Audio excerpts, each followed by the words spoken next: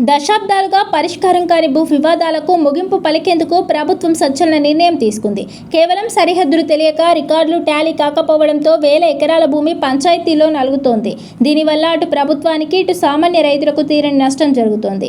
ఈ నేపథ్యంలో వివాదాస్పద భూములపై ఉమ్మడి సర్వే నిర్వహించాలని సర్కార్ నిర్ణయించింది. ఒకే భూమిపై రెండు వేర్వేరు శాఖలు తమ హక్కులు కోరుతున్నాయి. ఈ సమన్వయ లోపం వల్ల వేలాది ఎకరాలు వినియోగంలో లేకుండా పోతున్నాయి. రెవెన్యూ వర్సెస్ ఫారెస్ట్ శాఖల మధ్య సరిహద్దు పంచాయతీలు నెలకొంటున్నాయి.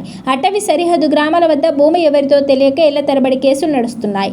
అంతేకాక ఆలయ భూముల గుర్తింపులో స్పష్టత కరువవ్వడం, వక్ఫ్ ఆస్తుల రికార్డులు రెవెన్యూ రికార్డులతో సరిపోలకపోవడం వంటి సమస్యలు ఏళ్ల తరబడి నుంచి పెండింగ్లో ఉన్నాయి.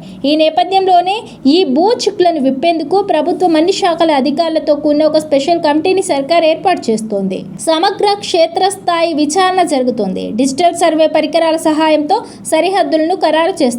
శాఖల మధ్య ఉన్న గందరగోళాన్ని తొలగించి ఉమ్మడి సరిహద్దు నివేదికను రూపొందిస్తారు. ఈ సర్వే వల్ల రైతులకు భూ హక్కులపై స్పష్టత వస్తుంది. క్రయ విక్రయాల్లో ఇబ్బందులు తొలగుతాయి. ప్రభుత్వానికి విలువైన ప్రభుత్వ భూములు అన్యాక్రాంతం కాకుండా కాపాడుకోవచ్చు. అభివృద్ధికి వివాదాలు లేని భూములను పరిశ్రమలకు లేదా ప్రజా అవసరాలకు కేటాయించవచ్చు.